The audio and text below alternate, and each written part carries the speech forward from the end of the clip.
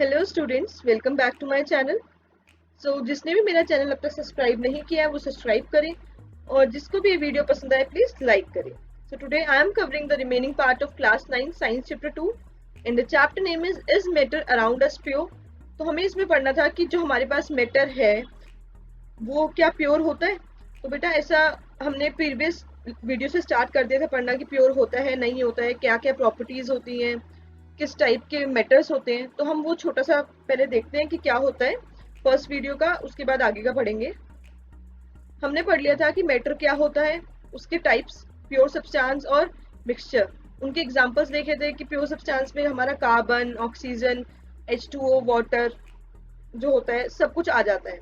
और हमारे मिक्सचर के अंदर भी sugar solution, milk, blood, sand water सब आ जाता है, ठीक है ना। अब क्या है इसमें, हमारा जो प्योर सब्सटेंस होता है वो दो टाइप का होता है। First is element and second is compound. देखो बच्चों, एलिमेंट में हमने पढ़ लिया था कि एलिमेंट वो होते हैं जैसे सिंगल एलिमेंट हो, उसके एग्जांपल पढ़े थे हमने कार्बन एंड ऑक्सीजन। ऐसे कंपाउंड में देख लिया था कि हम एलिमेंट्स को मिक्स करके बनाए तो वो कंपाउंड बन जाते हैं, लाइक H2O, CO2। इसी तरीके से हमने हेट्रोजेनियस मिक्सचर पढ़ा था कि क्या होता है, उसके टाइप क्या होते हैं। हेट्रोजेनियस मिक्सचर और होमोजेनियस मिक्सचर का हमने डिफरेंस भी देख लिए थे। होमोजेनियस मिक्सचर का टाइप क्या है, हमारा ट्रू सॉल्यूशन है, उसका एग्जांपल होता है हमारा शुगर सॉल्यूशन। और हेट्रोजेनियस मिक्सचर जो होता है वो दो टाइप का होता है, like colloidal solution and suspension. इनके एग्जांपल क्या है, हमारा मिल्क, ब्लड एंड सैंड। इन तीनों में भी हमने डिफरेंस बहुत अच्छे से प्रीवियस वीडियो में किया है, वो प्लीज आप देख कर आए, आप लोगों को बहुत अच्छी लगेगी वो वीडियो देखना। और बहुत अच्छे से उसमें डिफरेंस समझाया गया है। अब हम आगे बढ़ते हैं। अब है methods of separation of heterogeneous mixture. अब जो हेट्रोजेनियस मिक्सचर है उसको हम सेपरेट कैसे करें। हमारा हेट्रोजेनियस मिक्सचर का सेपरेशन हम छोटी क्लासेस में भी पढ़ चुके हैं। 6th क्लास में हमने पढ़ा था, छोटे छोटे हमने मेथड्स देखे थे कि हम हेट्रोजेनियस मिक्सचर को कैसे सेपरेट करें। आओ उसे रिकॉल करते हैं।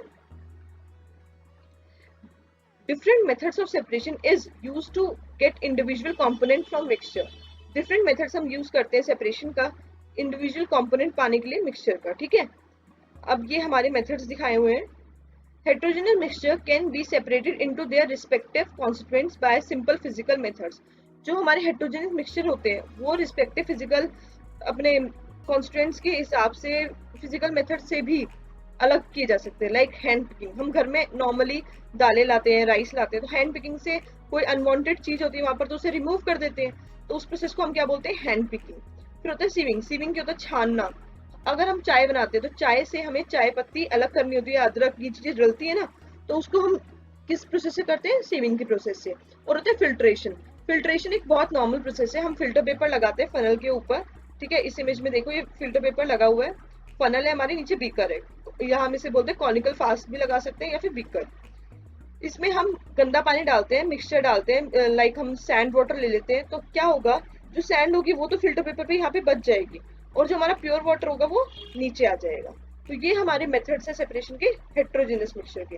अब हम पढ़ेंगे नेक्स्ट कि हमारे कौन से ऐसे मेथड है जो होमोजेनियस मिक्सचर को भी सेपरेट कर पाते हैं। The first one is evaporation, second is centrifugation, third differential extraction, fourth sublimation, fifth chromatography, sixth distillation, seventh fractional distillation and eighth is crystallization। तो बच्चों अब आगे की वीडियो में इन्हें ब्रीफ में पढ़ेंगे कि ये क्या होते हैं, इन्हें कैसे हम यूज करते हैं। तो स्टार्ट करते हैं, चलो। सबसे पहले था हमारा इवेपोरेशन। इवेपोरेशन हमें बचपन से पढ़ाया गया है, एकदम छोटी क्लास से भी, कि इवेपोरेशन होता क्या है। तो देखते हैं हम उसका इसमें कैसे यूज करेंगे। It is based on the fact that liquid vaporize easily than solids। हमें पता है कि जो हमारा इवेपोरेशन होता है उसमें हमें पता होता है वेपराइजेशन होना है। तो जो हमें चीज वेपराइजेशन है, पता है कि लिक्विड जो होता है वो जल्दी इवेपोरेट होता है एज कम्पेयर टू सॉलिड्स, ठीक है। इसकी अच्छी से डिटेलिंग जानने के लिए आप चैप्टर 1 की वीडियो देख कर आए, आपको ये बहुत अच्छे से समझ में आएगा कि इनके बीच में स्पेस कैसे होता है, स्पेस नहीं होता है, लिक्विड सॉलिड की प्रॉपर्टीज कैसे अलग अलग है। इसके बाद आता है इसका use to obtain coloured components. हमारा जो इवेपोरेशन का होता है यूज, कलर कंपोनेंट्स को ऑब्टेन करने के लिए यूज होता है, like blue, black ink. The process of evaporation is used to separate a substance which is dissolved in water. Basically evaporation उस प्रोसेस में यूज होता है, उस सब्सटेंस के लिए यूज होता है जो वाटर में डिसॉल्व हो, क्योंकि वाटर तो जल्दी से इवेपोरेट हो जाएगा। Helps in separation volatile substance from non volatile substance. ये हेल्प करता है वोलेटाइल सब्सटेंस को नॉन वोलेटाइल सब्सटेंस से अलग करने के लिए। ठीक है, अब इसका प्रोसेस देखते हैं कैसे होता है, स्टेप्स क्या है। सबसे पहले fill half of the beaker with water. इस डायग्राम में देखो हमने आधा बीकर पानी से भर दिया। नेक्स्ट है put a watch glass on the mouth of the beaker. ये हमने वॉच ग्लास बीकर के माउथ पे लगा दिया। फिर put few drops of ink on the watch glass. इसके बाद हमने क्या किया कि वॉच ग्लास के ऊपर फ्यू अमाउंट ऑफ इंक डाल दी। ये जो ब्लू कलर की दिख रही है ये आपको इंक डली हुई है इस पे। फिर क्या किया हमने, now start heating the beaker. फिर हमने बीकर को हीट करना स्टार्ट कर दिया, नीचे बर्नर चला दिया। We do not heat the ink directly so that we will see that evaporation is taking place from the watch glass.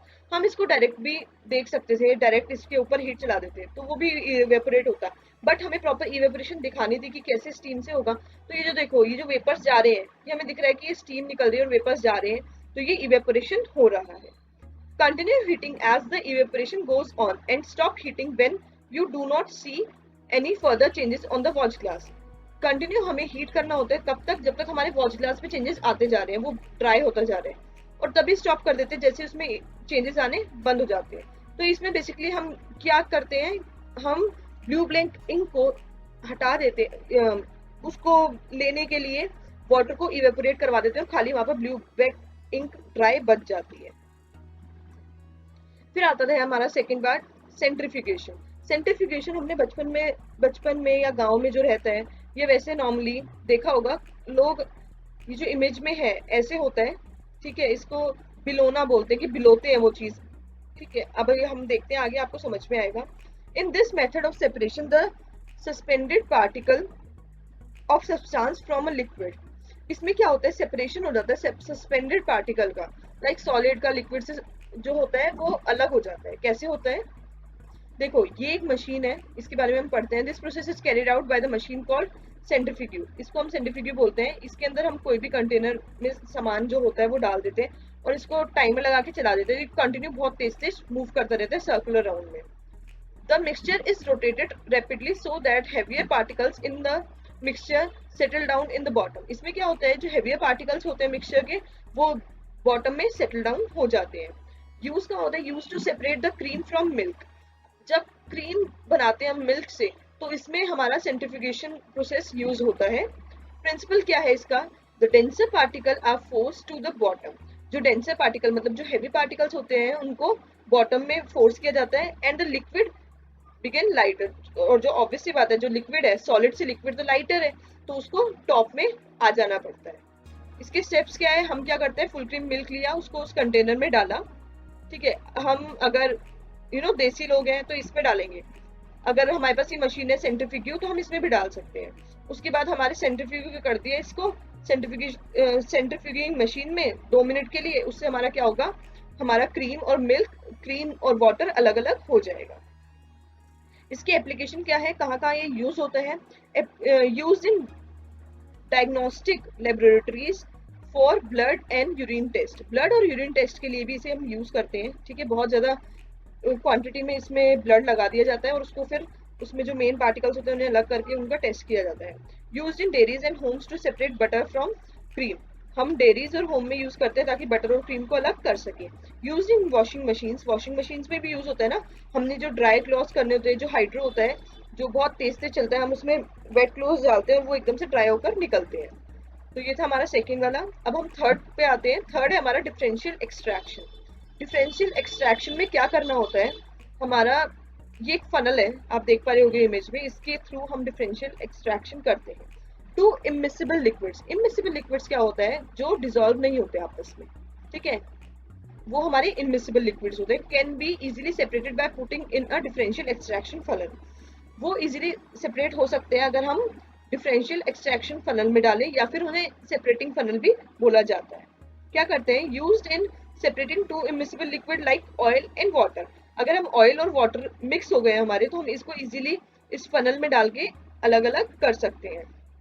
The basic principle involves the difference between the density of two liquids. इसका basic principle क्या है कि इसमें देखा जाता है कि इन जो दो लिक्विड्स हैं उनकी डेंसिटीज अलग अलग हो, मतलब थिकनेस जो होती है लिक्विड्स की वो अलग अलग हो, तभी हम उसको अलग कर पाएंगे। स्टेप्स क्या है देखिए। फर्स्ट है pour the mixture of kerosene oil and water in the separating funnel. हमने क्या किया, मिक्सचर ऑफ केरोसिन ऑयल और फनल को एक मिक्सचर में उसमें केरोसिन। अब हम स्टेप्स देखते हैं। स्टेप्स में क्या किया हमने, pour the mixture of kerosene oil and water into a separating funnel। इसमें हमने pour कर दिया जो मिक्सचर था केरोसिन ऑयल का और वाटर का एक फनल में, ठीक है। फिर let it stand undisturbed for some time, उसको थोड़ी देर अनडिस्टर्ब छोड़ दिया ताकि जो उसके लेयर्स से वो अलग अलग हो जाए, ऑयल की लेयर अलग बन जाए, वाटर की लेयर अलग फॉर्म हो जाए। इस डायग्राम में तुम देख सकते हो ये जो येलो लेयर है ये हमारी ऑयल की है और नीचे जो लेयर आ रही है वो हमारी वाटर की है। ओपन द स्टॉप कोक, ये देखो ये स्टॉप कोक है, इसको हम ओपन करेंगे तो क्या होगा, केयरफुली धीरे धीरे पानी निकलना शुरू हो जाएगा। हमें स्टॉप कोक जब तक ओपन रखनी है जब तक उसमें से पानी निकल रहा है। जैसे ही ऑयल की आएगी बारी, जैसे ही हमें दिखेगा कि ऑयल आना शुरू हुआ है, हम स्टॉप कोक को जल्दी से बंद कर देंगे। यही इसका स्टेप्स है कि हम कैसे केरोसिन ऑयल को वाटर से अलग कर सकते हैं। इसकी एप्लीकेशन क्या है, सेपरेशन ऑफ ऑयल, ठीक है। इसका बेसिक यूज है कि हम इसको ऑयल को सेपरेट करने में यूज करते हैं। और जो आयरन ओर को हम, जो आयरन होता है मेन, उसको अगर हमें आयरन ओर से हटाना है, अलग निकालना है, तो इसके लिए भी हम किसका यूज करते हैं, डिफरेंशियल एक्सट्रैक्शन का। नेक्स्ट पढ़ते हैं। नेक्स्ट है हमारा सब्लिमेशन। सब्लिमेशन हमने चैप्टर फर्स्ट में भी पढ़ा था, सब्लिमेशन क्या होता है, वो कैसे होता है, तो अब हम उसको रिवाइज कर लेते हैं। सेम चैप्टर फर्स्ट वाला है सब्लिमेशन। सब्लिमेशन में क्या होता है, sublimation is a process where a substance directly changes from solid to gaseous state on heating. Sublimation एक प्रोसेस है जिसमें डायरेक्टली जो सब्सटेंस होता है सॉलिड से गैस हो जाता है या फिर गैस से सॉलिड हो जाता है। This process is used to separate mixture that contain a sublimable volatile component और a non sublimate impurity। देखो बेटा इसमें क्या होता है, इसमें ऑब्वियस सी बात है कि मिक्सचर के अंदर एक ऐसा कंपोनेंट होना चाहिए या ऐसा सब्सटेंस होना चाहिए जो हमारा सब्लिमेशन कर सके, सब्लिमेबल हो, ठीक है, तभी तो वो सब्लिमेबल प्रोसेस। तो वो कंपाउंड्स कैसे होते हैं, कौन कौन से होते हैं सब्लिमेट, देखते हैं। जैसे हमारा अमोनियम क्लोराइड हो गया, कैम्फर हो गया, नेफ्थलीन हो गया, ठीक है, ये हमारा एंथ्रेसीन हो गया, ये सारे हमारे एग्जांपल है सब्लिमेट के। देखिए बच्चों अब हम करेंगे स्टेप्स कि हम अमोनियम क्लोराइड को सॉल्ट में से कैसे सेपरेट करेंगे, ठीक है। स्टार्ट करते हैं। When ammonium chloride and salt is heated in a China dish. इस डायग्राम में देखो, जब हमने अमोनियम क्लोराइड, ठीक है, वो हीट करा चाइना डिश में, तो क्या हुआ, कवर्ड विद इन्वर्टेड फनल, हमने इन्वर्टेड फनल से इसको कवर करा और उसमें कॉटन फ्लो लगा दिया। सेम वही प्रोसेस हमने फर्स्ट में पढ़ा था, इंपॉर्टेंट है, दोनों चैप्टर में देखो आपको सेम टॉपिक मिल रहा है, ठीक है। हमने फ्लो लगा दिया। The vapour of ammonium chloride are converted into sodium ammonium chloride, solid ammonium chloride. तो जो वेपर होते हैं अमोनियम क्लोराइड के, वो क्या होते हैं, वो कन्वर्ट होने लग जाते हैं सॉलिड अमोनियम क्लोराइड में। यहाँ से वेपर निकलना शुरू हुआ, ये जो देखो साइड में ये जो जम रहा है, ठीक है, ये हमारा क्या है, सॉलिड अमोनियम क्लोराइड। वापस वेपर से डायरेक्ट क्या बन रहा है, वो सॉलिड बन रहा है, ठीक है। देन सब्लिमेट, ये क्या होता है, solid ammonium chloride on coming in contact with the cold inner walls of the funnel.